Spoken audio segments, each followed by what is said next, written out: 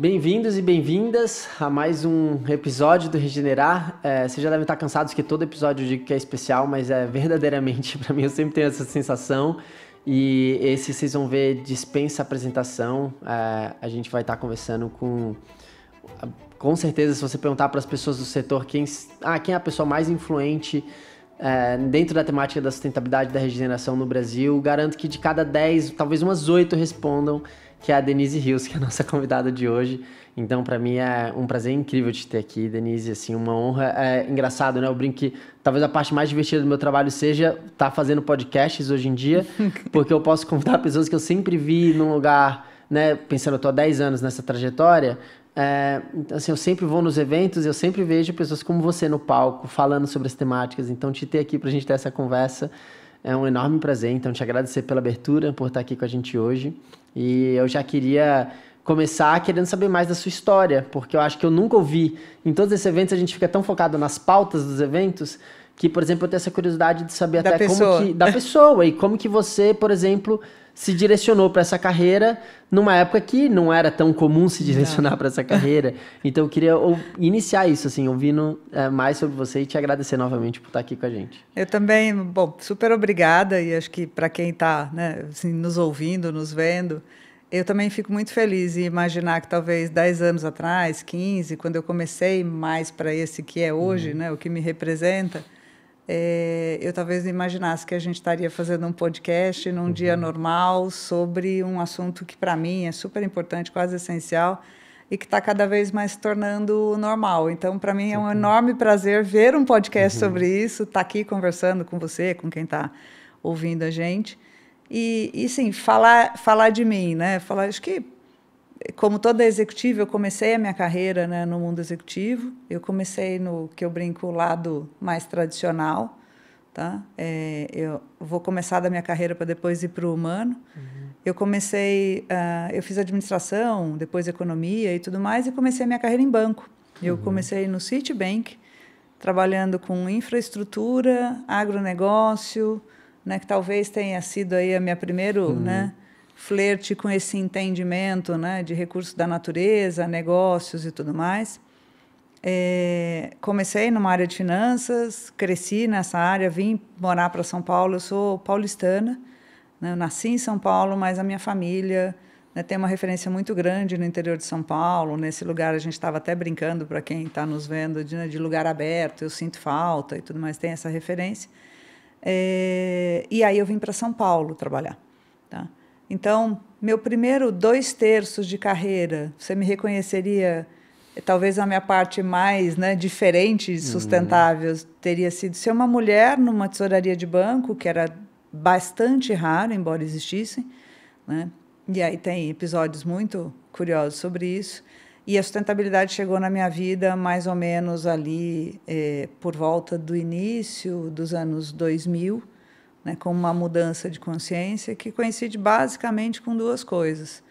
Eu acho que um marcador na minha vida pessoal foi o nascimento do meu primeiro filho.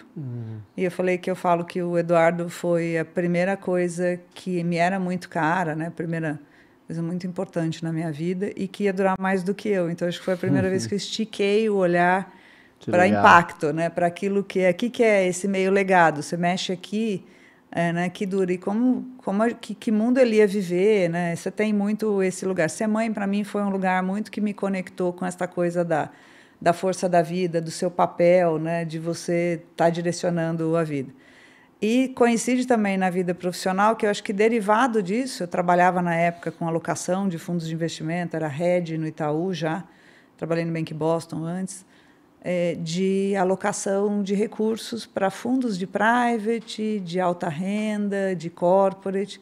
Eu estava numa posição que me ajudava muitas vezes a endereçar grandes volumes de recursos e conversar com as pessoas sobre como elas queriam, o que aquilo representava no futuro, portanto, que resultado deveria ter. Se eu olhasse hoje, é bem o que a gente discute, né? O que a gente quer com essa empresa, com esse lugar no futuro, como ela responde à sociedade, e por isso ela é rentável, não o contrário. Né? E aí coincide com uma outra coisa, eu brinco carinhosamente, né, de falar que eu rasguei meus livros de finanças, porque nos anos 2000 um psicólogo ganhou um Nobel de Economia, Daniel Kahneman. E aí eu olhei e falei, entendi, é isso. Né? Porque é justamente essa interferência do humano não racional que, na maioria das vezes, determina as coisas, ao contrário de só aquilo que a planilha, embora tecnicamente correta, representasse. E aí eu comecei uma jornada mais para esse lugar, juntando, né, como é que finanças, risco, economia, gestão e tudo mais começava a incorporar no número, né, na tecnologia mais conhecida como estatística, economia e tudo mais, essas externalidades, né, sociais, ambientais e tal, e que estavam mudando o padrão de negócio. E isso era muito incomum. Do lado pessoal, é uma coisa curiosa, a gente se separa, né, se descreve de forma separada, mas é muito interessante como, na verdade, a gente é tudo junto misturado, né? Não existe essa psicopatia de falar, né, a pessoal é profissional. Total dualidade. Eu sempre fui, é uma característica minha, sempre fui assim, eu gosto do novo, então eu sempre tenho uma lógica de estudar para poder entender como perguntar. Eu acredito realmente que o mundo é movido a perguntas e que tudo dá. E esse é um defeito especial que eu tenho, porque meu avô era um italiano, essa é uma figura central na minha vida, um italiano que veio para o Brasil, como toda a história da imigração, conseguiu fazer várias coisas. E ele tinha uma fala para mim, toda vez que eu perguntava, isso pode, isso dá, e não sei o quê, eu sempre falo dele. E ele respondia sempre que sim, porque ele tinha uma ideia de mundo muito interessante. Ele falava, olha, tudo dá. Algumas coisas a gente tem que estudar mais, outras a gente tem que buscar conhecimento em outro lugar, outras a gente tem que começar a fazer, tal, outras você pode fazer agora, só mudando o pensamento. E provavelmente, para o cara que inventou a lâmpada, quando ele perguntou se dava, se era possível, todo mundo disse que não, e olha a lâmpada aí. A inovação ela é movida a esse lugar, essa apreciação do por que não fazer de um jeito diferente. Total. E isso me representa muito. Hoje eu vejo com muita clareza de como eu estou sempre fazendo uma pergunta, eu falo, mas será que não dá para fazer isso de um jeito melhor? Será que não dava assim para ter mais gente? Será que eu estou sempre nesse lugar? E ao longo da vida, isso me levou para lugares muito improváveis, né? Seja mudar para São Paulo, eu vim a um convite de trabalho, achando que eu ia voltar, casei aqui, fiz a minha vida aqui, a trabalhar internacional, né? A olhar, por exemplo, eu tive a oportunidade de trabalhar dois organismos da ONU, numa parte paralela da minha carreira, e me ajudava muito a chegar num lugar de 194 culturas e pessoas diferentes em busca de um documento, um consenso, alguma coisa que funcionasse para todo mundo, e não chegar nesse lugar com um olhar de medo, né? No começo era assim, falava, cara, se eles discordarem, como é que a gente vai chegar? E entender que, na verdade, a cada vez que a gente sentava, eu tinha 194 possibilidades de resolver problemas reais, tá? Então, isso é muito uma marca, tem muita gente que sempre me viu uma pessoa mais inovadora, mas eu sou borda mesmo, né? Estou sempre aquela olhando de fora e questionando se aquilo que a gente está aplicando como método, como ferramenta, ainda é contemporâneo, ainda responde ou precisa de uma adaptação. Então, é uma característica muito minha, né? Muito de ser inquieta, muito de estar olhando para o novo. O novo já me distraiu, hoje ele de verdade me atrai, mas eu acho que a mudança do tradicional para esse amplo, ela foi absolutamente uma consciência pessoal, né? Te contei o exemplo, e uma afirmação, aqui, um combinado, né? Quase uma constituição minha comigo mesma, de que eu me recusava terminantemente a separar minha vida pessoal da minha vida profissional. Eu tinha escolhido ser mãe. Eu gosto muito de ser mãe. Eu brinco que eu concorro ao prêmio de mãe do ano, antes de executiva do ano, sempre. E, ao longo da carreira, isso não era exatamente plano, né? Eu era, assim, algo estranho. E foi uma escolha de correr alguns riscos, porque eu acreditava que aquilo era o que a gente devia fazer. Não era certo. Para mim, não era o que eu queria. E hoje eu vejo, né, que algumas das discussões que lá atrás tinham, né, sobre essa do papel da mulher no mercado de trabalho, e quanto maternidade e paternidade são um acordo comum, não um atributo das mulheres, e de tempo, de horas de trabalho versus hora, é o que finalmente, né, falou uma história cujo tempo chegou. Total. Né? Então, talvez, né, eu tenha exercitado antes, além de visto, porque era a minha realidade, coisas que hoje a gente está discutindo e que bom, tá? Mas para quem está olhando para a gente, imaginando falar como é que faz, né? Isso é uma coisa para dizer que na maioria das vezes foi mais difícil, né? Claro. E eu tenho um olhar apreciativo para isso. Uma amiga minha uma vez falou, e eu vou repetir aqui porque eu já falei num TED sobre isso, falou, olha, Dê, você tem 40 anos, né? Já tinha 2 filhos com 40 anos, você trabalha no mercado financeiro há mais de 20. Se você realmente diz que você nunca viu preconceito, tá? No ambiente do trabalho, você é bem distraída. E, na verdade, não é que eu sou distraída, eu acho que até sou. Tá? Às vezes, eu muito focada no céu, você perde um pouco da terra. Mas talvez por causa desse ambiente de onde eu vim, que era um ambiente da casa e tudo mais, que era meio plano, em que assim, não tinha muita diferença, todo mundo meio que fazia de tudo e tudo mais, eu talvez quando ouvisse, olhava isso com um certo estranhamento, do tipo, nossa, nada a ver, e seguia em frente. Então, eu não sentia o tanto. Tá? Mas foi um lugar assim... E hoje eu consigo perceber muito da dificuldade sobre o que é você chegar num lugar onde você ou não existe ou não é peça comum. Né? Não tem referência, exatamente. Né? Não tem referência e da importância, né, da representatividade, do quanto conta e o quanto trocas como essa... Né, podem ser corta-caminho para muita discussão, para muita gente a partir da experiência. Então, assim, hoje eu gosto da jornada. No meio do caminho, várias vezes eu tinha certeza que estava certa e no outro dia tinha certeza de que tinha feito uma bobagem da vida. Mas que bom que eu escolhi continuar por aqui. Tá? Porque eu acho que hoje meio que me representa. Tá? Claro. Então, a pessoa é... Assim, ou Dona Denise, como eles me chamam em casa, meus 2 filhos, né? Tá meio numa fase Gaia, né? Mãe da terra e da coisa toda, né? E eu acho que a gente está num momento muito da discussão, né, do que é esse humano, do que somos aqui. Total. E o que de melhor a gente pode fazer, tá? Porque justamente cada ação que a gente está fazendo, seja sendo mãe, seja estando aqui, alocando as horas, conta. Né? Onde a gente bota o nosso olhar, Total. é onde a gente faz o melhor que a gente pode fazer. Eu adorei isso que você trouxe sobre a dualidade. Engraçado que o último episódio que a gente lançou foi com o Arthur Tacla, Sim. que é incrível. Eu assim, assisti, né? é incrível mesmo. E o Arthur, ele fala muito sobre essa questão da ilusão dessa dualidade entre vida pessoal, vida profissional. E ele fala sobre o Eros, que é lindo essa parte que ele fala sobre a importância de você ter várias paixões.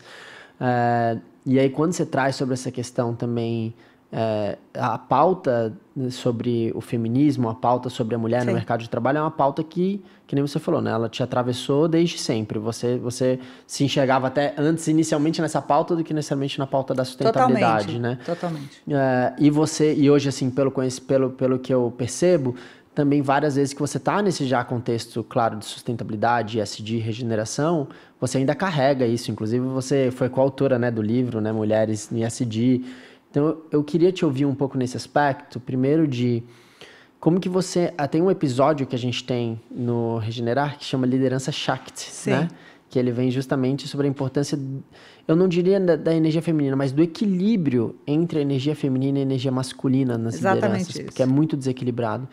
Então, eu queria te ouvir um pouco, até para que a gente saia dessa dualidade também, né? De não é um contra o outro, não é o masculino contra o feminino, a energia masculina contra a energia feminina, mas como que a gente equilibra. Queria te ouvir um pouco como que essa pauta hoje, você ainda carrega ela, que você fale um pouco do livro. Eu adorei, eu adoro a pergunta e eu acho que essa é uma visão de aprendizado. Porque, como eu falei, talvez no começo eu fosse distraída, porque originalmente...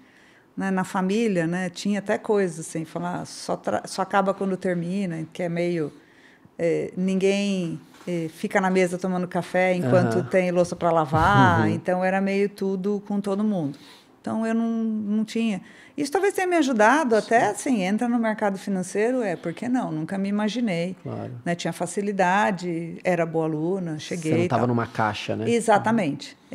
E 2 coisas, assim, nesse ponto. Primeiro, né, eu acho que a gente ainda discute muito e vive pouco, né, a realidade.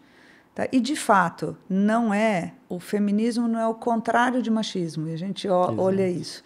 E mais do que o código em si, eu acredito em várias coisas. Assim, que, primeiro, um mundo que é melhor para as mulheres, um mundo que é melhor para uma pessoa que tem uma deficiência física e tudo mais, é um mundo que é melhor para todo mundo.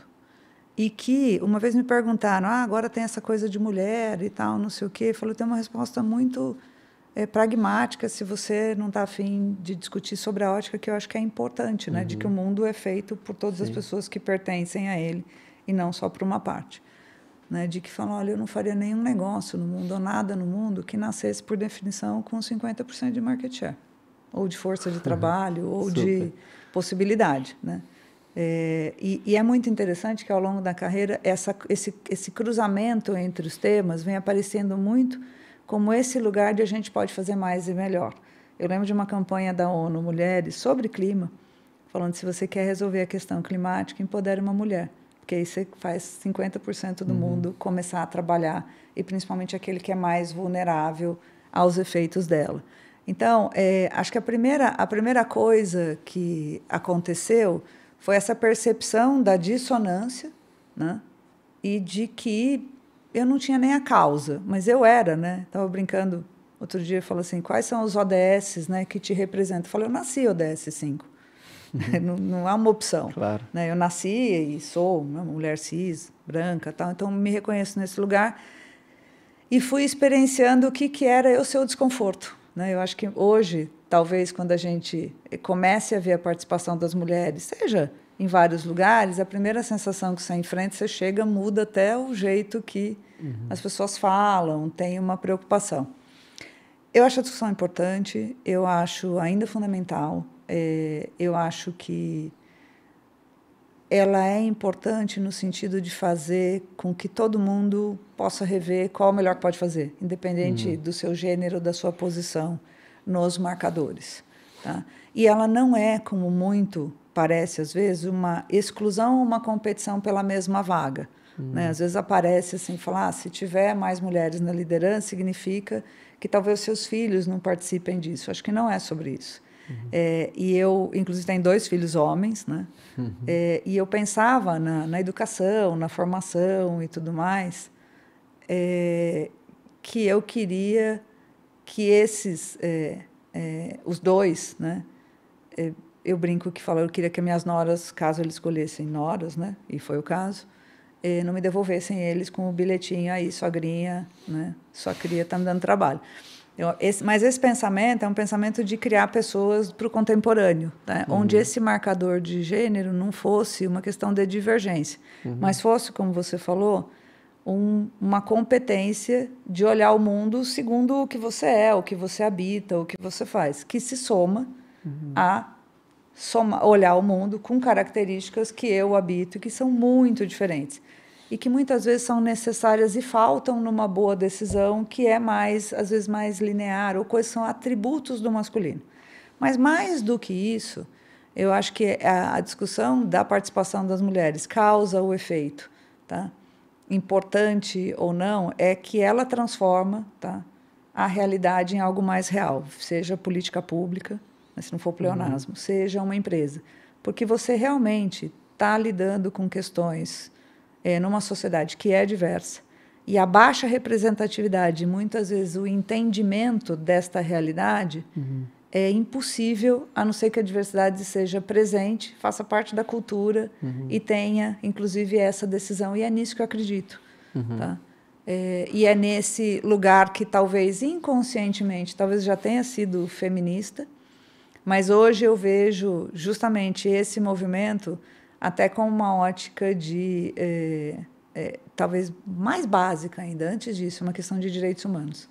É uma questão de o mundo pertence a todo mundo e seria irracional deixar partes deste mundo para trás. Tá? Ou fazer, como a gente, né, traduziu muito nos negócios, e tem vários exemplos disso, produtos e serviços para uma sociedade que é diversa, a partir de uma ótica que é linear e que é única. É a garantia de que não vai funcionar. Total. Então, para mim, várias coisas, esse olhar para a diversidade como padrão, que é espelhar a natureza, inclusive, também. Exatamente. A natureza resolve problemas assim. A resiliência dela vem da diversidade. Exatamente, né? isso. E da multiplicidade de soluções a partir de culturas, crenças, valores completamente diferentes, e que isso é solução, não o problema em si. Então, talvez ao longo da vida, a minha maior experiência, além de mãe, de mulher e tudo mais, tenha sido sentar nessa ótica de universo, né, de terra, e de ver múltiplos países, múltiplas culturas, coisas que eu até julgava mal. Tem países que, por exemplo, a participação das mulheres é restrita ainda a questões religiosas e tudo mais. Estamos em múltiplos parâmetros. Mas que isto também não era um impedimento ou não era o tema em si. Mas, na verdade, existiam muitas soluções e que muitos avanços ajudavam aos avanços dos outros, e que muitas soluções que, julgadas com preconceitos, como pode um país com baixa participação das mulheres ter aqui uma boa solução ou de direitos humanos, ou de finanças, ou mesmo de clima. E, de fato, assim, sim e não. Tá? Então, eu abstraí ao longo da vida o julgamento, certo ou errado, bom ou ruim, não, mas por uma coisa de falar, cara, o mundo funciona muito melhor quando a gente tem múltiplos olhares, porque amplia a capacidade de solução, reduz o ruído e faz a coisa mais ser plana. E o bom mesmo é quando você chega, que eu acho que a gente ainda vai chegar para um lugar onde você genuinamente admira a diversidade, porque a gente gosta disso. Mas, às vezes, para trabalhar e para conviver é mais fácil alguém que pensa igual, porque dá menos trabalho no dia a dia. Mas é muito mais limitado, é muito mais excludente da realidade. Você começa a ter viés e desconectar da realidade do que quando você está apreciando com mais diferença. Dá mais trabalho, tá? É verdade. Mas eu acho fundamental. Sim, acho super fundamental. E uma pergunta... Na sua visão, a gente está vendo agora um momento onde várias empresas estão... não quero nem usar a palavra retrocedendo, mas muitas empresas estão... Abrindo mão dos compromissos. Abrindo mão dos seus compromissos de diversidade. Existe um movimento anti-woke. Grandes empresas multinacionais, né, acabando completamente com seus programas de diversidade. Eu não quero nem entrar aqui no lugar de julgamento dessas organizações. O que eu quero te perguntar é o seguinte. Você que está no corporativo há tantos anos, aonde a gente está errando, aonde nosso setor está errando, aonde quem defende essa pauta de diversidade está errando, que fez talvez que isso entrasse no lugar de uma dualidade ou de uma dor que acabou gerando esse comportamento hoje dentro de várias empresas. Então, estou querendo falar assim, muitas vezes eu acho que dentro do nosso setor a gente está sempre julgando, sabe, se colocando um pouco no pedestal. Ótima pergunta. Então, estou mais curioso desse outro lado. Onde a gente está errando para que isso esteja acontecendo? Eu não sei nem se certo ou errado, mas minhas percepções sobre o tema, e eu concordo muito com você. Eu acho que existe uma generosidade de entender que se alguém chegou até aqui, seja uma empresa, uma pessoa, um grupo, uma corporação, de fato, ela tem algum mérito. Tá? E é muito... a gente não gosta de receber, nem hoje, né, quando a gente está discutindo aqui, né, uma universidade, uma escola, um aprendizado, essa coisa do eu sei, você não sabe. Mesmo que seja legítimo, eu sei porque eu sou a pessoa, né, eu vivi e tudo mais. Então, é mais difícil essa conversa. Embora eu acho que ela tenha... A gente falar sobre isso, sobre a perspectiva de quem é afetado, é a grande razão. E falar numa ótica do porquê a gente deveria ter programas de diversidade aqui, seja porque a gente é a empresa A ou B, ou porque a gente faz negócios disso, ou gostaria de fazer, ou porque é muito importante encontrar qual é o tom da conversa para cada lugar. E, às vezes, eu acho que a gente defende mais o tema, precisamos ser ESG, do que, de fato, a razão pela qual a gente precisa transformar, e que isso é inexorável. Porque, de fato, algumas mudanças são mudanças de era. Mudanças biológicas, mudanças de era, tal, e algumas são mudanças de sociedade. E a sociedade escolheu que esse é um tema, que não dá para deixar ninguém para trás. Então, acho que, às vezes, ele cria mais entropia do que fluxo. E uma das coisas que falou a palavra, que eu acho que abstrair o julgamento e entrar para faz uma avaliação de onde estão, né? A gente estava comentando isso. os seus preconceitos, porque se você for humano, você tem, eu tenho. Posso talvez não ter com gênero, porque represento, mas eu certamente, dada a minha cultura, a minha criação, de onde eu venho, o que eu penso, como eu me formei, eu tenho alguns. E conhecê-los dá um entendimento que afasta o julgamento e coloca a realidade que a gente podia fazer melhor no frame. Então, acho que a gente está errando aí em defender o código, talvez, mas a gente precisa ter isso, a gente precisa ter ações afirmativas, esse é o jeito e tudo mais. Isso muitas vezes leva a respostas de eu tenho um posicionamento, mas eu não sei bem por quê. Isso me leva ao movimento de agora, eu estou fazendo porque todo mundo tem que fazer, porque a regulação pediu, porque a bolsa não sei das quantas, e assim, isso move. É importante ter. Claro. Mas quando você tem, inclusive na discussão de cotas, só uma ação na cota, sem entender a ação de inclusão, que a cota é uma ferramenta no processo da gente mudar esse patamar, tá? De acesso, de redistribuição de riqueza, de geração de uma economia resiliente, né? De um crescimento que seja favorável, inclusive, né? Ainda se você quiser defender o crescimento econômico, ele distrai um pouco da conversa. Então, eu acho que a gente defende mais o código, às vezes, do que a razão em si. Tá? E muitos dos posicionamentos que hoje estão, né, fala, eu saí dele, eu deixei, tem, acho que uma parte, a gente vai entender, vai separar o joio do trigo agora, diferentemente. Assim. Do mesmo jeito que teve empresas que voltaram para trás, tem empresas que reafirmaram seu compromisso, mas a gente vai entender real a razão pela qual fizeram, de fato, esses compromissos e qual é, de fato, o custo ou a necessidade do que tem que fazer.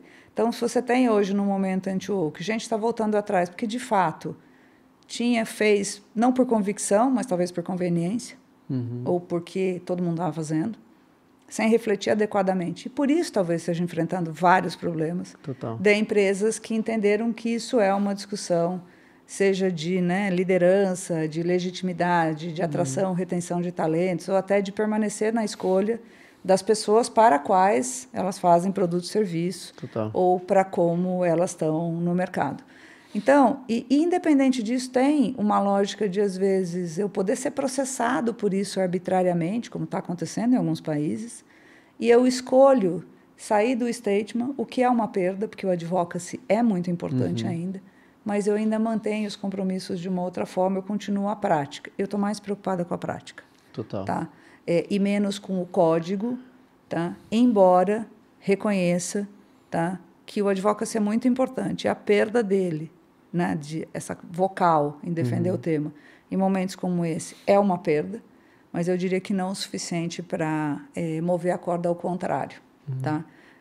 Toda mudança histórica na sociedade, ela é extrema, ela vai para o máximo, ela tensiona, volta para um retrocesso, e depois ela vai para onde a sociedade escolheu que realmente ela deveria estar. E essa, inclusive, é uma forma de, muita gente fala, de traquear a inovação e a mudança de mundo. Ela emerge sempre de fora, em vários lugares, e quando a sociedade escolhe que, de fato, ela é um tema, que é esse, é o que está acontecendo agora, eu acho que com sustentabilidade, com ESG, com direitos humanos, com justiça climática, com todos os temas que a gente vai discutir. Quando a sociedade escolhe que isso é um tema, ele vira padrão e logo depois ele vira regulação. Então, só para a gente entender que é bom a gente estar um pouquinho para frente do compliance, porque se a gente escolheu que esse é um tema da nossa sociedade, é bem provável que você tenha que se mover ou por convicção, ou por conveniência, ou por regulação. Mas é fato que vai rolar. Tá? Sim, super. É interessante você trazer isso, que eu conversando com alguns amigos sobre a temática, minha esposa ela também trabalha numa consultoria que faz muitos programas de trainee e estágio para grandes empresas. E em conversas gerais, assim, o que eu mais percebo, e eu não vou falar sobre características de quem eu acho que está sendo mal sucedido nos seus programas de diversidade, mas o que eu vejo nos que estão sendo bem sucedidos, e aí eu acho que naturalmente a gente consegue entender a diferença, é porque muitas vezes, principalmente quando é feito por um lugar de conveniência, como você trouxe, ou sem um olhar sistêmico para o processo, você simplesmente abre essa janela de oportunidade e traz a pessoa para dentro sem você entender toda a complexidade que é trazer essa diversidade para dentro. Inclusão é sobre quem inclui e quem é incluído, Perfeito, mais sobre exato. quem inclui. Tem uma mudança importante para quem recebe. Exato. Então, vejo que, por exemplo, muitas dessas empresas bem-sucedidas, a partir do momento que ela inclui, ela cria todo um programa de desenvolvimento para essas lideranças, que são acompanhadas durante anos nesse processo, principalmente para as lideranças dessas pessoas que estão entrando, para quem recebe, para entender contexto, para entender quais são seus vieses, né? Então, eu acho que faltou para muitas organizações, e eu acho que quem está sendo bem-sucedido é quem está olhando para isso, esse olhar integral e sistêmico de que uma iniciativa dessa, que nem você falou, não é simplesmente você abrir a porta e falar, entra. E mas o que é sucesso, né? Eu me lembro de uma discussão uma vez na criação de um ombudsman e tudo mais, que fala, no final do dia, a gente quer garantir, né, que qualquer dissonância desse compromisso a gente possa perceber, tá? E que a gente crie aqui um ambiente aberto e de confiança para a gente construir coisas com bases reais, né? Que era uma resposta de adaptação, inclusive, a mais diversidade, ao todo o movimento que estava acontecendo na sociedade. Então, criamos, né, um processo todo de compliance, de ombudsman, sistemas de denúncia, clássico mesmo. E o que acontece quando você cria numa organização que não tem, que tem a necessidade de ter, e você cria isso, né? O número de denúncias aumenta. E a gente tende a ver isso como insucesso. Fala, não, gente. A diferença é que antes a gente vivia com isso, não sabia, não lidava, o que é um problema. Claro. Cria muito mais, né, ruídos, problemas de saúde, uma cultura que é ineficiente, que não é segura para ninguém e tudo mais, do que isso. Fala, agora a gente sabe como lidar, sabe o que é e consegue, de fato, agir. Então, uma das coisas assim, o que é sucesso? Falar, não, a gente ter só, né? Estamos lá, vamos atingir 50% de mulheres, ou, assim, que empresa somos, né? Que cultura temos, que ambiente de trabalho a gente tem quando a gente pratica mais diversidade. Por isso que eu acho que, assim, tem sempre os dois lados da moeda.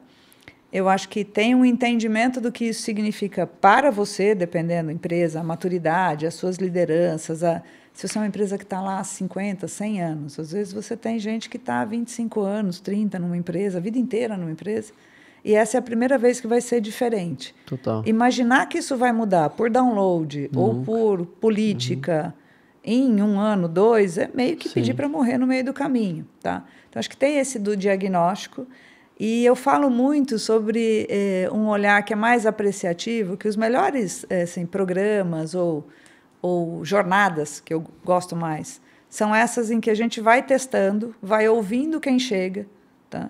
O que é bom, o que precisa, o que falta, e vai tentando mudar nós todos, né? Todos nós temos alguma mudança para absorver, né?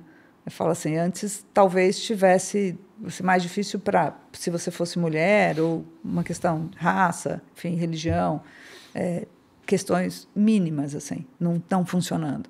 Mas, de verdade, essa do quem inclui e quem é incluído, é porque também existe uma transformação para a gente que recebe, que está lá no cargo de liderança, sobre ouvir o que significa. E eu tenho 2 exemplos que são muito reais na minha vida, né? Assim, as coisas mais transformadoras talvez 3, contado o mais recente que eu estava contando antes, foi... Eu trabalhava há anos no setor financeiro, mas eu aprendi um monte sobre risco de crédito completamente diferente, ou garantia do uso desse recurso para transformar realmente a realidade, gerenciando uma operação de microcrédito, onde o único jeito da gente chegar e ser legítimo, ser escolhido, né, ou as pessoas usarem o microcrédito na época do Itaú, era você contratar uma pessoa que era da comunidade, porque ela tinha confiança da comunidade, não eu. Total. Né? E ela é que me avalizava, não o contrário. E entender o que significava ali, então, coisas assim, a pessoa precisa fazer um fluxo de caixa, senão ela se atropela, não consegue pagar. Qual o poder, né, de esse cara ensinar um mínimo de educação financeira, ou ele chegar para nós e falar assim, não, mas imagina ela fazer, né, cabeleireira aqui, chegar agora vai fazer fluxo de caixa. Tem muito tempo para fazer isso, né? Precisa, às vezes, estudar e tal. E que tal se vocês transformassem o extrato e esse cadastro, né, de coisa no próprio fluxo de caixa, gente? Então, como essa troca é importante para a gente, inclusive, se adaptar mais rápido e conseguir fazer negócios nessa realidade. Né? Eu também tive um programa no Itaú, que hoje já tem 15 anos, tive a oportunidade de liderar, que era de empreendedorismo feminino, que nasceu porque 35% da base dos clientes pequenos e médios à época era liderado por mulheres. E eles tinham comportamentos de uso de crédito muito diferentes. Então, começou por um comportamento, né, de as mulheres não usam crédito porque elas são mais conservadoras, por um entendimento de que elas não usam porque, como elas não têm histórico de crédito, o score delas é pior, claro, portanto, o algoritmo era preconceituoso. Total. E o que elas precisavam, que não tinha um custo diferente, para poder usar e entender bem o crédito, e com uma ambição que era depois de dizer o que você quer. Falar que a gente quer que tenha mais clientes mulheres, que se o índice de satisfação dela for bom com o nosso trabalho, a gente está fazendo bem, e se o acesso a crédito faz com que as empresas delas performem melhor. Então, é isso que é o... Assim, nunca aprendi tanto na minha vida sobre... E aí, lembrando que eu era, né, uma pessoa de finanças e mulher. Então, teoricamente, eu sabia tudo, né? Claro que não. Claro que não. Né? Nunca tinha vivido aquela realidade e tal. Então, esse olhar sobre as múltiplas possibilidades de fazer alguma coisa a partir do entendimento dessas realidades para mim, a coisa assim... Hoje, ela não é só um mantra, é assim, alguma coisa que eu fico curiosíssima. Me faz olhar para a diferença como o diferente não é errado, né? E talvez a gente aprenda isso na escola, né? Erro marginal de processo, para quem é engenheiro, né? Os 3% que são diferentes, então está tudo bem. Não. Né? 3% pode ser um volume muito grande de pessoas e ser... Então, vários vieses que estão no aprendizado que hoje tem uma configuração diferente de realidade. Eu acho que o bom disso, que é com mais diversidade a chance dessa conversa chegar à mesa, inclusive para resolver questões bem reais e trazer oportunidades absolutamente materiais, é a grande beleza da coisa. Tá? Então, quando você olha por essa ótica, e, de novo, sem julgamento, mas falar, talvez se a gente reframe para todo mundo, a gente esteja olhando sob uma ótica que é sempre maior e melhor. Né? E isso é uma competência de inovação e de capacidade de longevidade e de resultado para empresas. É de verdade isso. Tá? Não dá para permanecer contemporâneo sem ser contemporâneo. Sem dúvida. Nossa, e Denise, uma pergunta assim que eu tenho curiosidade de te ouvir.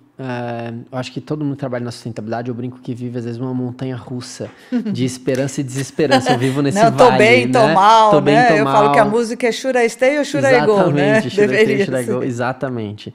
E eu me vejo assim em vários momentos. E aí, uma das coisas que eu tô sempre me perguntando, às vezes a gente vê esses movimentos que a gente falou, né? Anti-woke, tem um movimento anti-ESG também criticando. Sim. E aqui está falando muito, por exemplo, sobre o aspecto de governança, a importância da governança. Total. E você vem, por exemplo, do mercado financeiro. Sim. E que, para quem entende, eu acho que tem, por exemplo, setores como o agro, que muitas vezes é atacado, ou setores como o mercado financeiro, que muitas vezes é atacado, sendo que, na verdade, talvez os dois setores onde justamente a mudança vai poder mudar o ponteiro do jogo é justamente nesses dois, né? No agro e no mercado financeiro, pelo menos na minha visão. Você tem uma real esperança de que esses dois setores, principalmente o mercado financeiro, que é de onde você vem, consegue sair de uma mentalidade de shareholder para stakeholders, assim? Eu tenho mais do que uma esperança, uma ambição.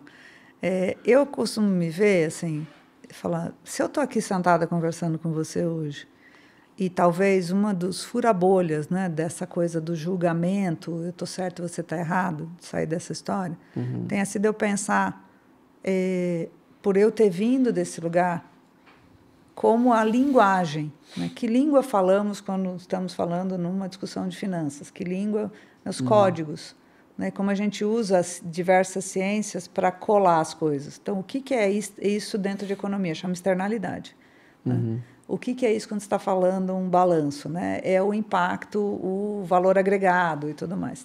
Então, talvez por falar as duas línguas, eu encontrei muitas formas de furar a bolha e ser, né, alguém que transitava bem dos dois lados. Então, essa é a minha primeira visão. Eu sou um sintoma de que pode ser feito. Se eu estou aqui hoje, né, se eu estou hoje no conselho, inclusive de um banco, de uma seguradora, porque o assunto tem essa demanda, e talvez porque a gente já tenha construído muito mais tecnologia, então hoje ela é uma prática quase regulamentar. Tá? E seria muito assim, maluco uma seguradora imaginar precificar seguro desconsiderando as questões absolutamente materiais, né, de chuva, eventos extremos, que são o novo normal. Então, acho que a gente está vivendo um tempo muito bom para o que eu chamo de materialidade. E toda vez que você olha com essa generosidade... Explica o que é materialidade para quem não sabe. Materialidade, para quem não sabe, é assim. Na verdade, um estudo que a gente faz sobre quais são os temas que são importantes para a manutenção, o sucesso dos seus negócios. Mas com um olhar de si, né? Então, o que a liderança acha que é material? Imagine que você é de um setor como o agro, né? Então, é importante que a gente tenha resultado financeiro, que a gente tenha pesquisa e inovação, talvez, para adaptar essa agricultura à realidade local. E é super importante, de um conceito mais novo, entender o risco, né, de escassez hídrica ou a dependência de recursos da natureza como água. Então, a água é um tema material para quem é do setor de agronegócio. Então, quando a gente usa isso como referência, a gente está falando de uma coisa que todo mundo tem consciência, sabe e sabe que precisa. Então, você pode falar para qualquer pessoa que trabalha no agro que, assim, se o clima mudar, a produtividade do café, da batata, da soja muda. Então, isso eu preciso saber porque eu preciso me adaptar. Se a resposta vai ser uma semente com mais uma resistente lógica, à seca, se ela vai ser aí vamos para outra discussão. Mas materialidade é sobre isso. É o mapa daquilo que tende a acontecer e se identificar daqui para frente, como eu posso, ao entender isso, me preparar e saber qual é o tema que eu tenho que atuar. Quando você fala nessa lógica, é quase como se fosse mais fácil não só conectar para falar, agora entendi o que eu tenho que fazer. Porque os passos são, primeiro eu te explico por que eu acho que isso é importante para você. Né? E quando eu era de finanças, só de finanças, eu entendi que isso pegava no risco. O risco de eu emprestar para você e choveu demais e você não ter capacidade de ter safra, portanto, não vai me pagar, certo? Então, entender, materializar isso, a materialidade quase no risco. E foi daí que muita conversa aconteceu. Então, acho que essa habilidade, essa generosidade de tanto falar a nossa língua, que é qual? Sustentabilis, né? É um código peculiar. Como você falou, materialidade. É um misto de grego com mandarim que eu entendo, muitas pessoas não. E traduzir ela no código que você está, onde você está atuando, é muito importante. E isso ajuda as pessoas a falar, entendi por que você está falando isso comigo. Aí concordo, discordo, e vai para a segunda fase. Uma vez eu conversei com o diretor da seguradora, de uns lugares que eu trabalhei, e ele falou, olha, intelectualmente eu concordo com o que você me falou. Seu time, que era anterior a mim, vem aqui e me fala da mudança climática e tal. Só que quando termina a conversa, eu não sei se eu ligo para o Climatempo, se eu paro de fazer seguro, o que eu faço amanhã cedo? E é disso que eu preciso. Então, uma segunda coisa também, fora o julgamento, é essa conexão. Por que eu acho que isso é importante para você? E o que eu tenho a agregar que eu acho que ajuda a resolver? Aí você cria uma ponte ao invés de eu, você ou eu. Então, acho que isso é, talvez, para mim, assim, o maior índice de sucesso. E talvez porque eu tenha vindo de lá, a pessoa me chama primeiro do que se eu tivesse nascido do lado que está entrando. Tá? Mas hoje, respondendo a tua pergunta, eu acho que, assim, algumas destas coisas já se tornaram tão frequentes que a gente nem precisa explicar a materialidade porque ela já é a capa do jornal mesmo. E o truque talvez aqui seja entender onde é que eu tenho que me preocupar e onde eu posso atuar, que é onde eu faço a diferença, tá? E onde, apesar de ser real, né, material, se eu for de outro setor, então, porque eu sou de outro setor, eu não tenho nada que me preocupar? Não. E quando você está falando de setor financeiro, precisa desse entendimento de quase todos os setores da economia, porque eu dou crédito para 1000 coisas. E a partir dessa ótica de risco, será que eu tenho capital suficiente para te devolver? Porque o capital que eu estou direcionando para o mundo é o seu e o meu, né? Para quem está nos ouvindo, para fazer um banco no Brasil, de cada R$100 que é emprestado, 16, 18 é do banco. O resto é o seu capital que você aplicou lá. Então, a minha capacidade é a de, né, emprestar por 90 dias quando você precisa do dinheiro em 10 e calcular o risco sobre isso. Então, eu falo, eu não vivo de endividamento, eu vivo de crédito. Se ele não tiver essa habilidade de pagar, eu posso perder o capital e não conseguir responder. Então, esse entendimento de que a minha natureza é entender o risco para poder precificar adequadamente é o que faz eu acreditar que é impossível fazer negócios financeiros no mundo com as dissonâncias que a gente tem, desconsiderando isso. E que o bom mesmo, hoje, num posicionamento de carteira, seria você entender como é que você financia a adaptação, porque isso gera negócio, todo mundo tem adaptação, cada setor tem, ao invés de financiar o normal, que, por enquanto, pode estar funcionando. Mas, num tempo muito próximo, talvez não vai existir. E é para isso que é bom você entender de métricas de impacto. A outra razão pela qual eu acredito que vai andar é porque a própria regulação, né, de divulgação de resultados das empresas que hoje têm seu capital aberto em bolsa está mudando. Então, o Brasil é um dos primeiros países a ratificar essa regulamentação. A CVM soltou uma regulação que fala que as empresas têm que divulgar, né, seus resultados financeiros e de impacto, valorados econômico e financeiramente, públicos até 2027. Então, isso vai se tornar quase uma moeda comum. Então, isso facilita, tendo mais informação, inclusive, eu pensar e agir como isso. Então, menos sobre eu acredito que a mudança climática é real, mais intensa ou não, tem um número interessantíssimo, saiu num resultado do CAS ontem, por exemplo, 20% da população mundial acredita que a Terra é plana. E 40%... Não, quantos por cento? 20%. Não é possível. Uma pesquisa que foi feita, assim, fala, e a despeito disso, tem vários indicadores mostrando que o mundo não é plano, inclusive, né? Que eu acredito, você acredita, mudando de país e tal. Mas que a realidade, no limite, se impõe. O que a gente está vendo é uma mudança de padrão, de revolução, da economia, de finanças, de todos os lugares, da ciência como um todo, do entendimento disso, combinada com um super salto de tecnologia, que nos daria mais capacidade de entender a realidade as is, né, como ela é. Tá? Então, eu acho que por isso, porque ela vai acabar permeando, seja pela lei, seja pela responsabilidade, seja pelo entendimento do que é risco para você e da capacidade de você ter boa performance, seja no agro, seja no setor financeiro, seja no aço, seja numa fundação.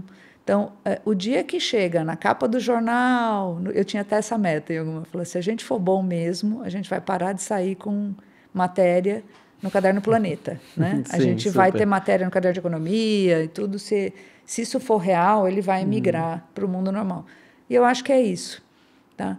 Que agora, talvez, a gente tenha que abrir mão de algumas coisas que já não servem mais, por exemplo, indicadores só para disclosure, e trabalhar mais indicadores para gestão, para tomada de decisão, mas esse movimento é inexorável, até porque ele é real. Tá?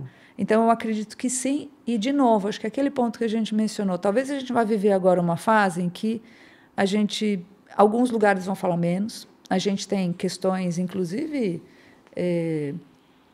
do poder de ser processado por isso, e, às vezes, em defesa de um custo que eu posso continuar fazendo e só baixo meu posicionamento, eu tiro alguma coisa, mas eu continuo fazendo.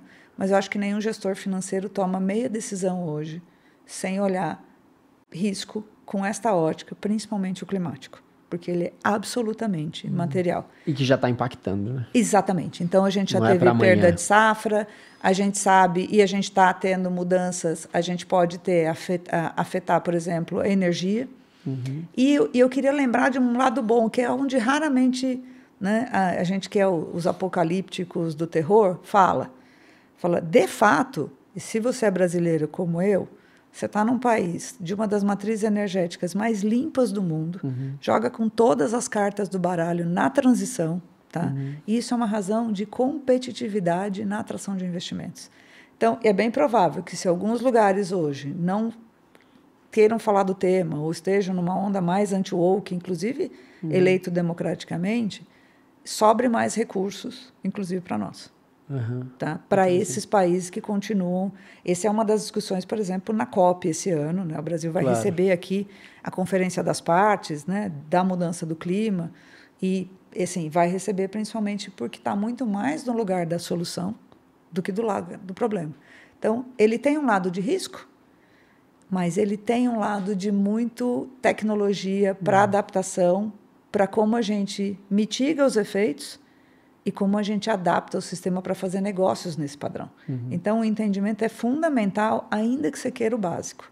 Por isso que eu acho que o setor financeiro, o agro, que é já um agro super moderno, já entende isso. Tá? A gente, sim, está discutindo, às vezes, estica a regulação, puxa, porque todos os incentivos ainda não estão alinhados. Então, às vezes, a gente tem subsídio para uma coisa que é mais do insustentável e não tem a precificação correta daquilo que é um custo para o sistema. Carbono é um ótimo exemplo disso. Né? Estamos regulando o mercado de carbono agora, e carbono é um custo para o sistema. Tá? Mas, eventualmente, por não estar precificado, alguns balanços de empresas parecem artificialmente rentáveis, quando de fato não são. Tá? E é daí que vem essa necessidade desse entendimento. Muito bom. Nossa, tem vários ganchos aqui. Eu queria puxar um gancho que eu acho que é a importância da gente conceituar mesmo, às vezes, certos temas, Excelente. igual você falou. E aí, até uma curiosidade que eu tenho, e que eu tenho um amigo que fez essa observação, e ele falou, vocês têm um podcast chamado Regenerar, então eu queria que vocês falassem mais sobre o conceito de regeneração. Ótimo. Então, acho que isso é uma coisa... Eu queria ouvir a sua percepção sobre o que é regeneração, e já fazer essa ponte para qual que é o potencial Brasil dentro dessa temática da regeneração, conectado já com COP30, que eu sei que você já está, enfim, muito envolvida. As COPs já são, né, já são da sua história um lugar há muito comum, tempo, né, na minha vida. Então, eu queria aproveitar essa leva aí, desde conceituar a regeneração, qual que é o papel Brasil e a potência Brasil dentro dessa pauta para os próximos anos e qual o papel da COP nisso tudo. Eu gosto muito, eu acho que eu comecei a olhar mais para o conceito, né, na minha última jornada executiva, que foi na Natura, uma empresa que talvez nesse tema já tem avançado muito, né? Tem 20 anos de Amazônia e tem avançado muito nessa ótica, mas eu queria começar de um ponto em que é curioso como a gente imagina que para fazer um bom resultado financeiro alguém tem que pagar a conta. Está bem lá, eu falo que no subsolo do imaginário. Né? A gente vem de um lugar em que sucesso era mais ou menos assim, 97% dos resultados são bons, 3% dá ruim, morre, mas é só um pouquinho, né? Então está tudo bem. Que eu chamo, né, antes do net zero. A gente está num mundo hoje, né, do falar, você pode fazer o que você quiser, ter uma rentabilidade de 30 num país que o juro é 15, 10, 2 dígitos, como tem sido nos últimos anos no Brasil, e está tudo bem se você garantiu que não deixou nenhum rastro, seja ambiental ou social. Não deixou de pagar um salário digno, não ter uma condição de trabalho adequada ou não predou o meio ambiente e capturou esse valor só no seu produto sem pagar por isso ou sem olhar para uma reparação. Esse é o mundo do net zero, onde nós estamos hoje. Então, assim, você gera um bom resultado financeiro, não larga desgraça para ninguém, tá bom? Para onde a gente está indo? A gente está aqui discutindo já um código que muita gente deve ter ouvido, o tal do impacto positivo. E que é uma ótica para onde você põe um de resultado, ou de economia, ou de, né, dinheiro, você gera 2 de impacto. Por quê? Tá? Ou gera pelo menos 1 de impacto, 1 para 1. Né? Você olha o impacto como um drive de sucesso. Esse é o mundo que a gente está hoje.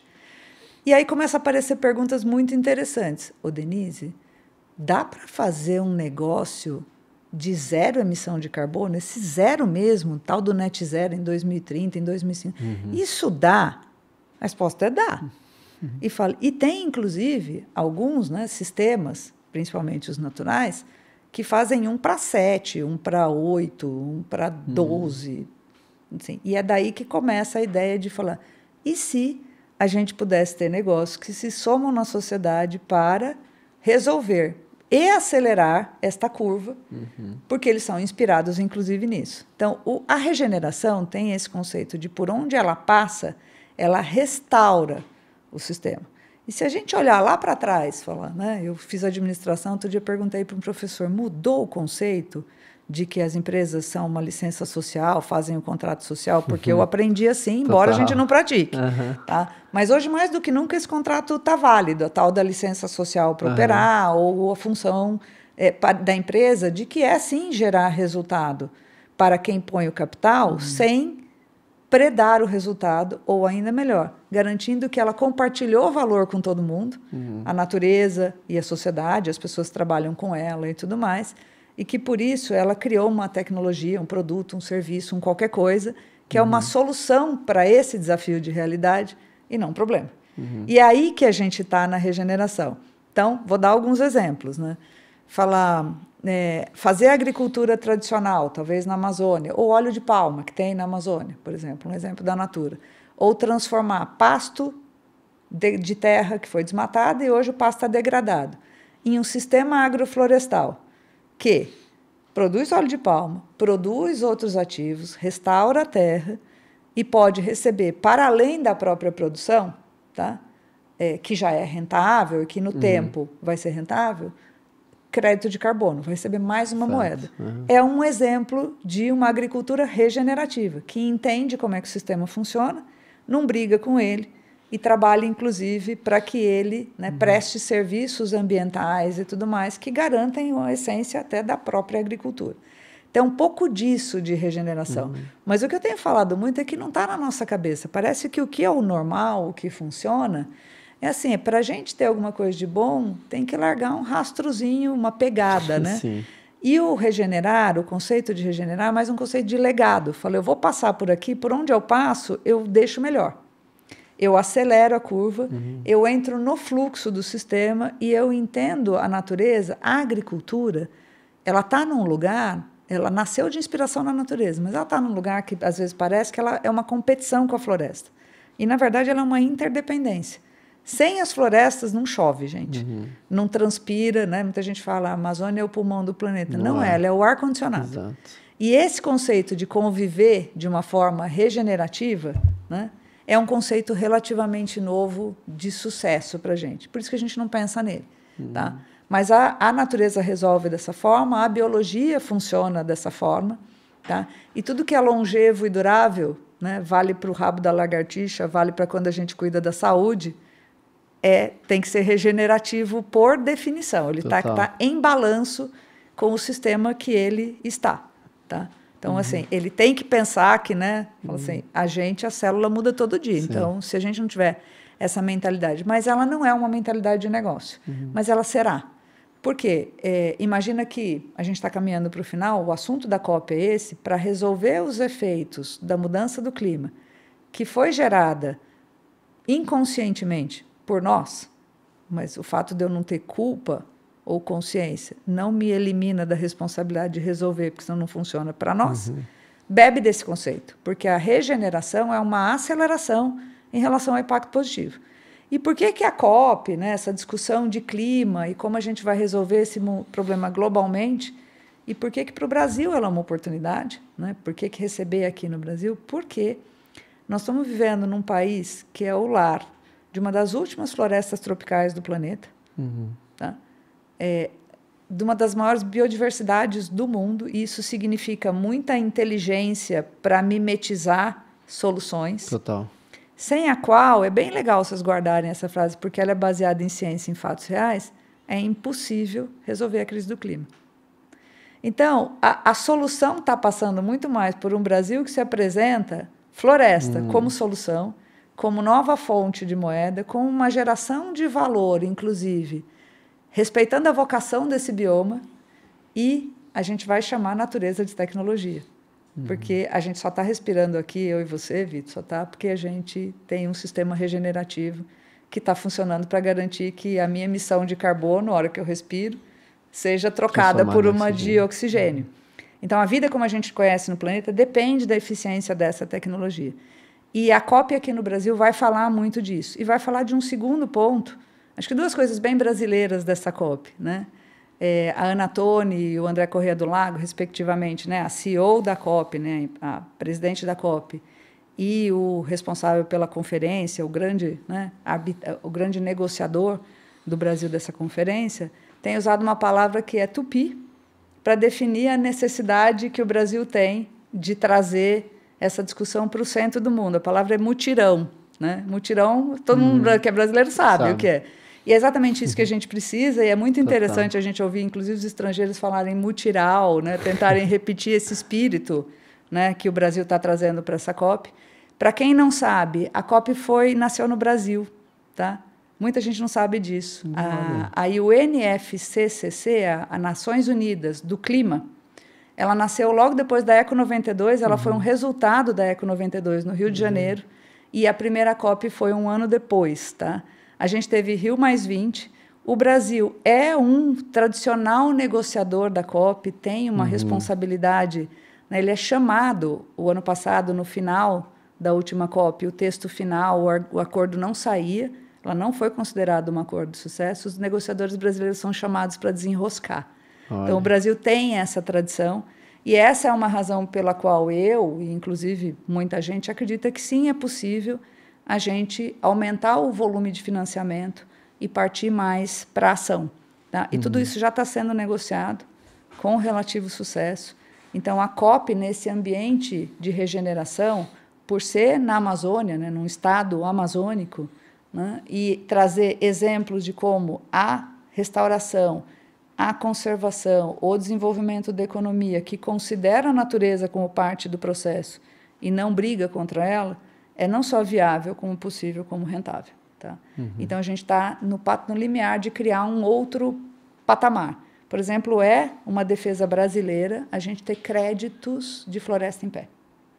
Pagar pela conservação de floresta em pé para continuar respirando.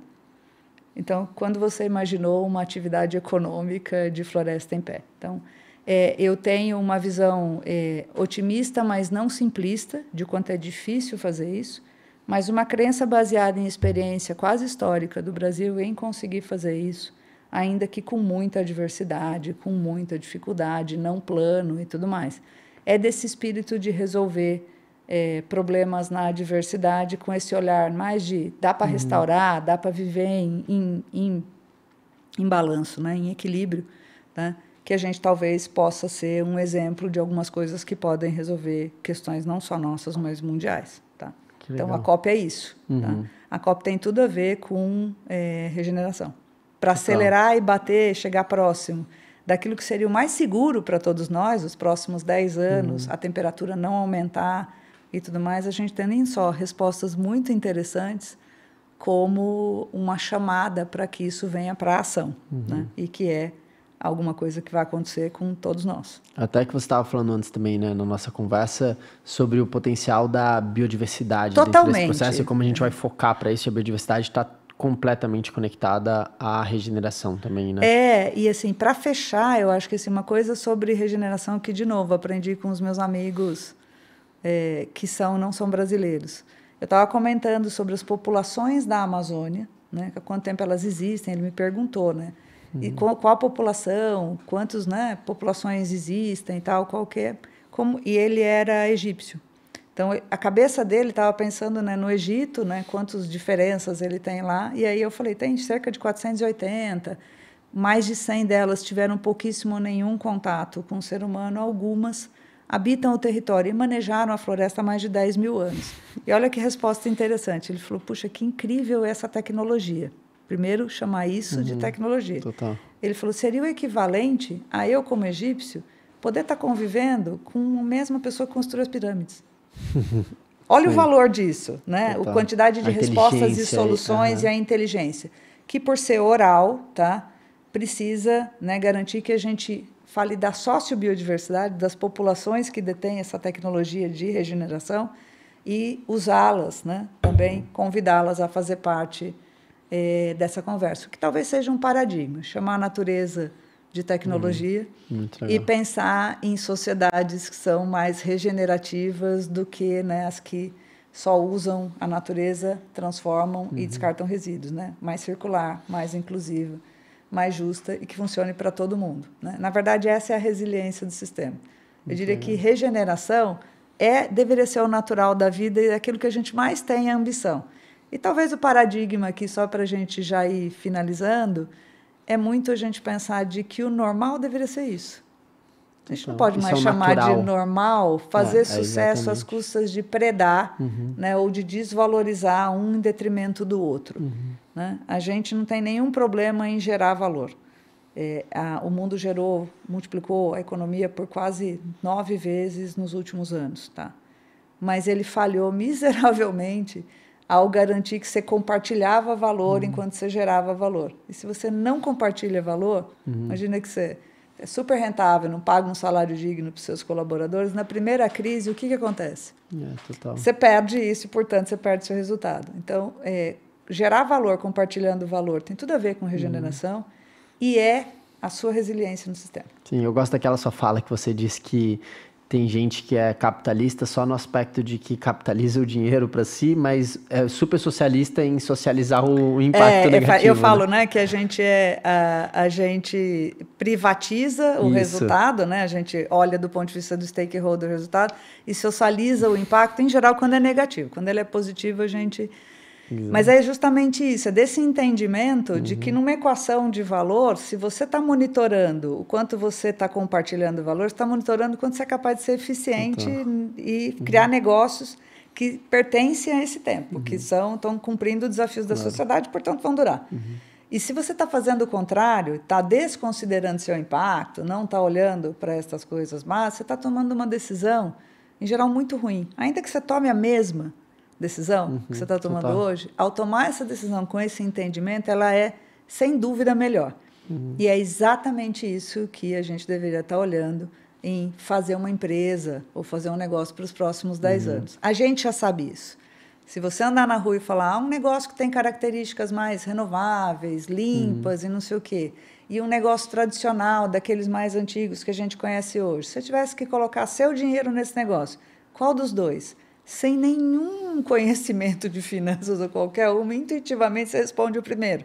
Então, a gente já combinou que vai ter que ser assim. Tá? A gente só está se adaptando na jornada. Muito legal. E, Denise, eu acho que muitas pessoas que te buscam, com certeza isso acontece comigo, então eu imagino quanto acontece com você. Às vezes você está em evento e sempre tem aquela pessoa que olha e fala, nossa, eu sou muito conectado com essa temática, eu quero trabalhar mais com sustentabilidade, eu quero fazer transição de carreira. Pergunta do dia. Exato, sempre tem. Então, eu queria te fazer duas perguntas aqui. Uma é, o que você falaria para essas pessoas que hoje não estão necessariamente trabalhando com essa temática, mas eu diria que até é alguma coisa que você falou, né? É natural, quando você ouve falar sobre isso, seu corpo quer ir, né? Está conectado com o nosso espírito, espiritualidade, enfim. Então, muita gente tem essa tensão de ir para esse lado. O que você falaria para essas pessoas? E também, assim, se você tem dicas de, talvez, livros, cursos, talvez um caminho que apoie essas pessoas a entender mais sobre essa temática. Assim. Então, queria... é uma frase minha, não é a primeira vez que eu vou falar, e quem me conhece vai reconhecer. Eu falo, pelo amor de Deus, não transita. Fica aí e integra. Porque, de fato, a gente não precisa que a mudança ocorra aqui, né? Como se a gente estivesse na Terra e falar, então, nossa, a Lua é muito legal, vamos mudar todo mundo para lá. Falar, não, gente, vamos fazer na Terra aquilo que a gente precisa. Né? Eu até brinco, o Pacto Global fez um vídeo uma vez falando, Marte não é uma opção, vamos fazer um IPO da Terra. Era uma brincadeira com isso. Então, para quem está nas múltiplas áreas da ciência, eu acho que para cada ciência, né? Seja finanças, seja engenharia, seja agricultura e tudo mais, você tem atributos de sustentabilidade que te ajudam a ser melhor. Então, esse entendimento de como esses temas, que estão, né, no jornal das 8 e na capa daquilo que você tem que ler, até no planejamento econômico, cruzam a sua vida, e você se capacitar para falar deles a partir daquilo que você já para mim, o primeiro transitar, porque já te torna mais nobre onde você provavelmente já é nobre. Tá? E eu acho que é opcional, sim, se alguém falar, não, um dia eu gostaria de trabalhar com isso. Foi o que aconteceu comigo. Né? Hoje eu preponderantemente, né, as pessoas me veem como sustentabilidade e tudo mais, mas, de fato, eu trabalho muito em finanças, traduzindo isso para a tecnologia de finanças, porque eu acredito que essa mudança é da governança, é do G. Como integrar essas questões na tomada de decisões de todas as coisas, de RH, de cadeia de valor. Total. Então, eu gosto mais de falar, eu tenho 200 pessoas espalhadas pela companhia, que tem 10%, 20% trabalhando temas assim na sua meta, no seu negócio, do que ter uma equipe de 500 pessoas, mas muito mais. Tá? Então, é isso que eu falo. E, assim, livros... Bom, começamos com um bom, né? Eu sou super fã, por isso que eu estou aqui, gente. Eu acho que se aproximar desses conteúdos e incluir ele no seu cotidiano é uma boa dica.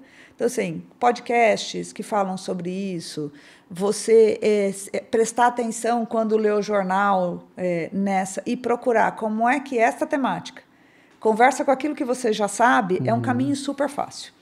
Tá? E aí eu acho que é muito estimulante para as pessoas. Eu gosto de assim, da linha do terror, né? Tem mais documentários e livros daquele que vão te deixar com ansiedade climática do que de solução, mas vamos lá. Assim, para entender, por exemplo, tem um documentário muito bom do Leonardo DiCaprio, que ele fez quando ele foi fazer o filme do qual ele ganhou o Oscar. E ele estava buscando lugares que representavam o gelo, né, aquela temperatura, para filmar, e ele teve muita dificuldade de encontrar.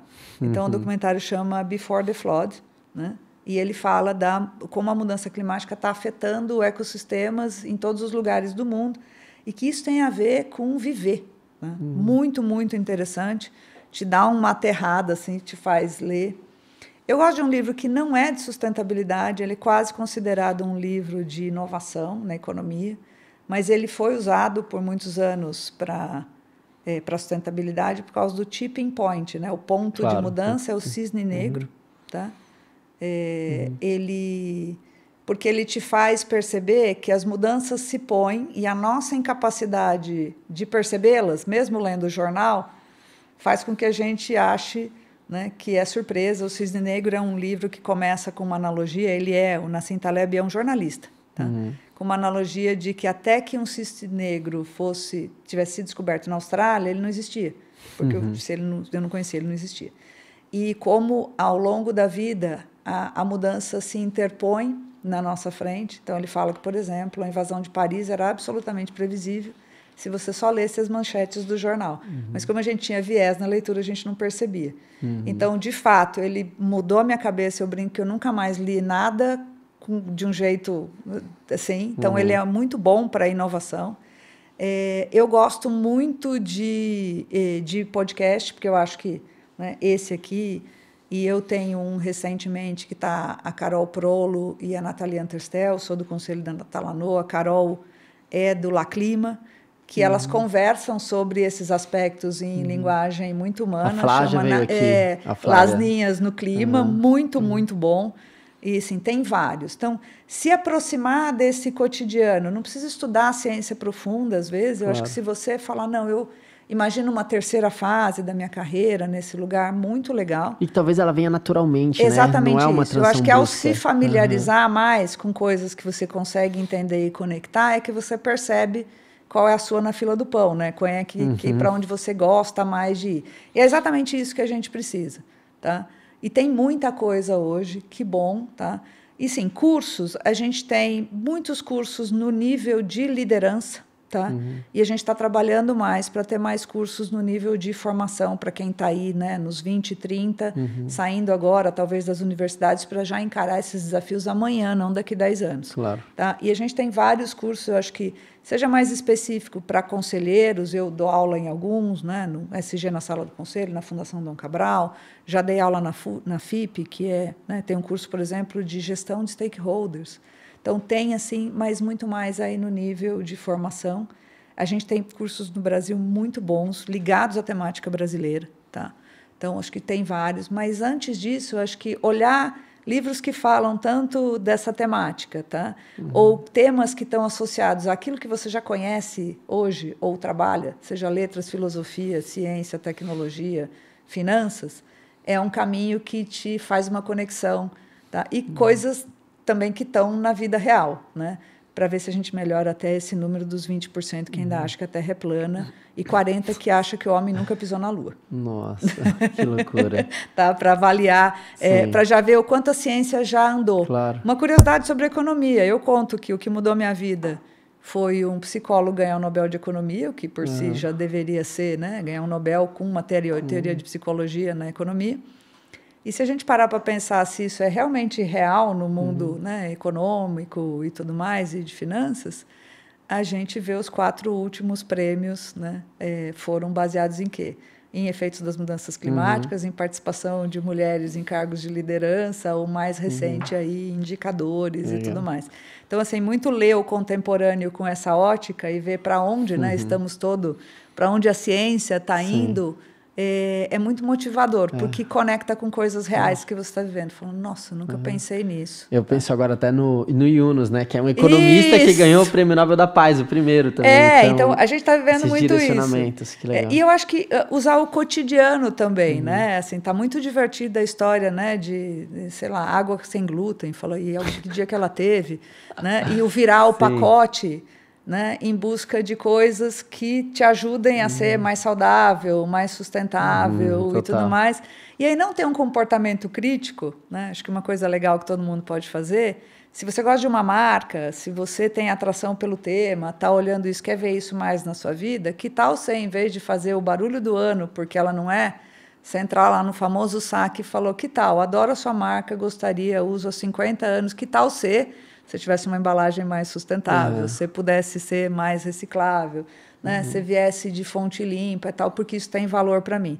Eu acho que é uma forma muito consciente de se familiarizar com o tema, afetar o cotidiano e ainda ajudar a regeneração. Total, que legal. Eu até vou fazer esse jabá no final, porque eu falo assim, que foi um dos momentos... Não tô brincando, eu estava nessa reunião de uma amiga em comum que você me conectou há anos que eu não havia.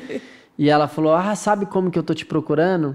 Eu falei, porque a Denise, ela falou pra mim que ela assistiu Regenerar e pra ela é um dos melhores cursos hoje pra quem...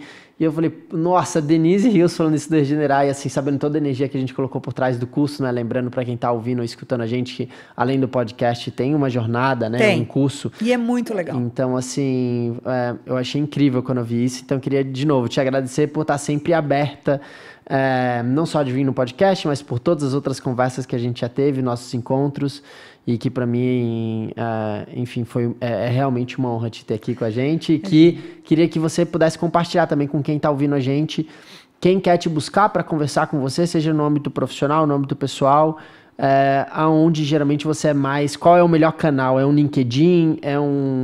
LinkedIn, gente, eu respondo. É quase um milagre, mas hoje eu consigo, inclusive, dedicar uma parte de tempo. Então, assim, super me procura no LinkedIn.